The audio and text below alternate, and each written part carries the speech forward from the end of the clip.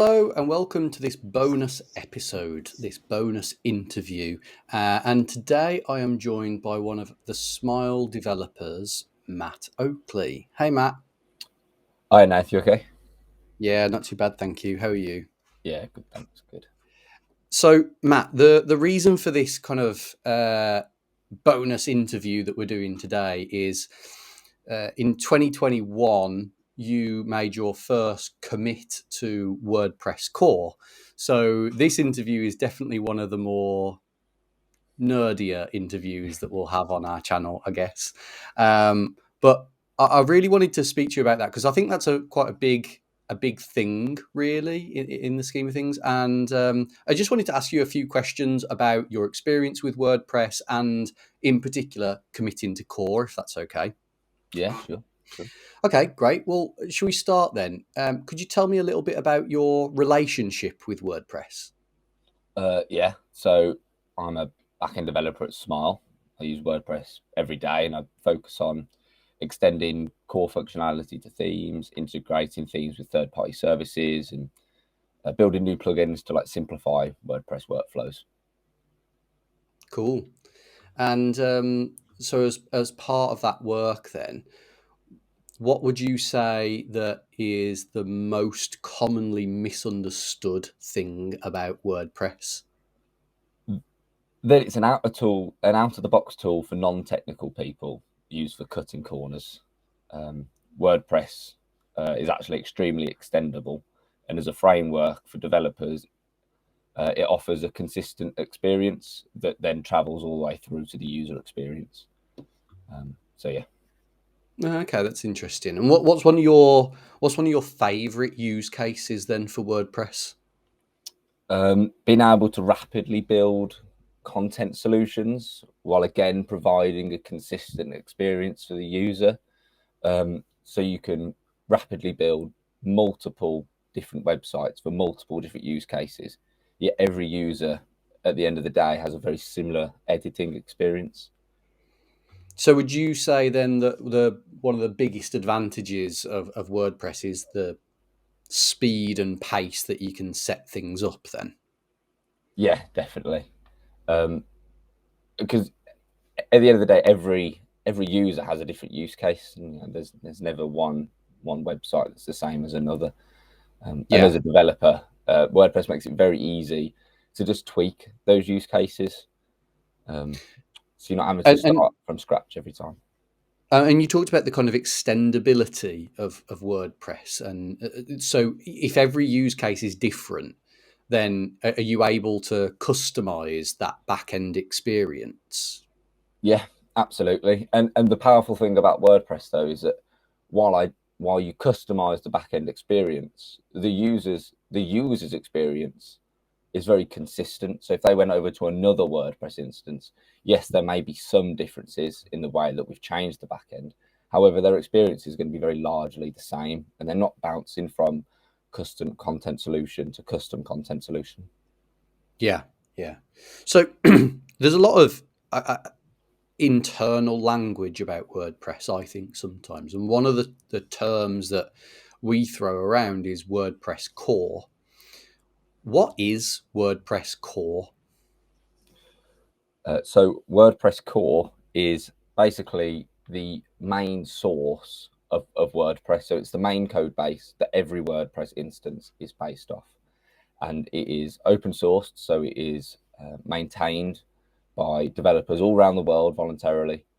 And they work together to produce new updates and new features to the main source code. And so, what does it mean then to commit to Core?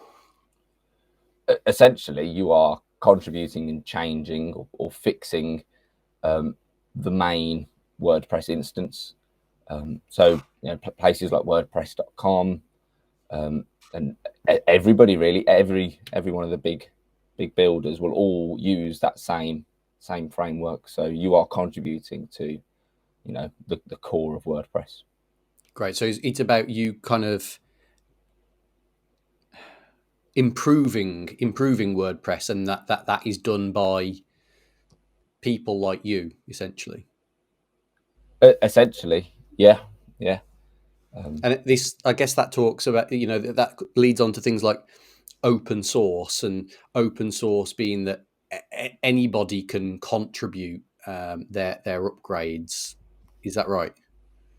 Yes, absolutely. Okay, cool. So, in 2021, then you did your first commit into WordPress, right? I'd love you to tell us a little bit more about that process, if that's okay. Yeah. So it started mainly as just an interest of basically, well, I work with WordPress every day. I have my workflows, my way of doing things, and I just kind of wanted to know how do Core do it. These are the people that built this thing. How do they work? What are their methodologies?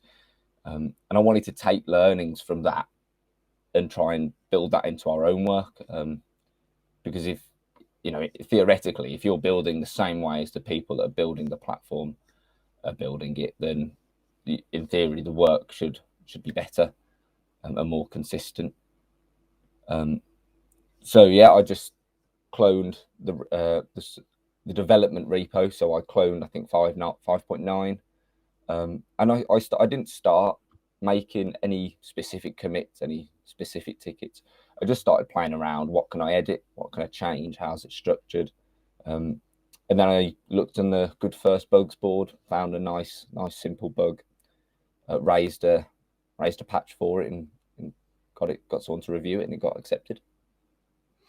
So you say got someone to review it. So does somebody kind of that controls WordPress reviews your work? Essentially, that's what we're saying. Yeah. So there are some very handy people out there called committers, and they basically manage what goes into the source control. You can either just leave a note on the ticket at mentioning a committer and just saying, "Hey, do you mind looking at this?" But I went to their Slack channel. So Slack have got their WordPress have got their own Slack channel for committing to Core. So I just went in there and I said, "Hey, does somebody mind looking at my first patch? I've never done this before. Point me in the right direction if I've not done anything right." And a couple people had feedback over things I'd missed, documentation, that kind of stuff. But did that within 10 minutes, and next thing you know, they were like, "Yeah, cool, it'll be in the next." No way. I mean, that sounds like almost quite kind of a casual approach to it, really, doesn't it? It's it doesn't sound that scary. I mean, did you find it intimidating to begin with? Um, I think I did in the Slack channel. I think developers everywhere always have a fear of other developers looking at their work. So yeah, it definitely was. But everybody there's really friendly, and it's not like we're getting paid. I wasn't paid to do this. I did it one evening in my own time. So I understood that it wasn't accepted. That's fine. But equally, people aren't gonna be mean to you if you're trying to help them. I don't think. No, that's true. Well, that's hopefully at least, right? And I think one of the things historically with WordPress is, and this is truly nerdy now, but the WordPress is stored in SVN, but recently there's been like a wider shift over to Git, and I believe that all of your work was done exclusively through Git. Is that right? Yes, I did raise so their documentation. I read it as you need to raise it as an SVN, which is incorrect. You don't. So I did raise it as an initial SVN patch, which was interesting. Git being the kind of industry de facto source control Yeah. management. SVN was very different. It's handled more as a file system. But I did raise an SVN patch and then a pull request. But yeah, GitHub's the way forward. It was way simpler. Really? So, and it was because obviously we use Git all the time at Smile, and did it just feel like the kind of modern workflow that you were used to? Yeah, absolutely. The SVN was me. Had to create an SVN patch file, then upload the file to the ticket, and then someone had to download that file, apply it to their repo, and test it. Whereas Git, it's just you just check out their branch, don't you, and just Yeah, So yeah, exactly. Well, so before we wrap up, then, Matt, are there any top tips or any a top tip that you would say to anybody that's interested in doing their first commit? yeah, don't get bogged down in the detail. Just set up an instance and just poke around. Have some fun. It's all local, so there's no pressure. Change some things, delete some things, see what happens, understand how they've structured things.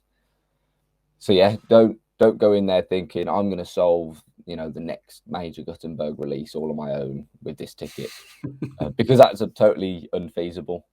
Um, but yeah, so just you don't even have to solve an initial ticket. Just get in there and have a play around, see how things are done, and then go on there, find a ticket that you think you could solve, and then solve it. And equally, if you don't see anything, ask in the Slack channel, hey, does anybody want me to look at anything?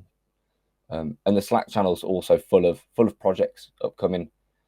So you can always follow a new project and get involved that isn't directly related to WordPress Core. Nice, nice. Yeah, thanks, Matt. And so, which version of WordPress does your first commit go out in? 5.9. 5.9. Okay, Yeah, cool. And you get a little name check, don't you, in the README or the change log or whatever? I do, and I believe I've already had one as well in an email, a weekly email that went out about things that got merged into 5.9, Nice. and my name appeared on that one as well, I think. Nice one, nice one. Well, congratulations. I think it's really good that you're contributing back to Core. Yeah. So thanks very much for your time today, Matt. No worries. Okay, well, that just about wraps up this interview for today. Like I said, a little bit nerdy today, but if you are a developer and you are interested in committing to WordPress Core, it's not as hard as you think. Definitely, like Matt says, just get a local instance, give it a go. Don't take it too seriously. And yeah, for now, have a great day. See you soon.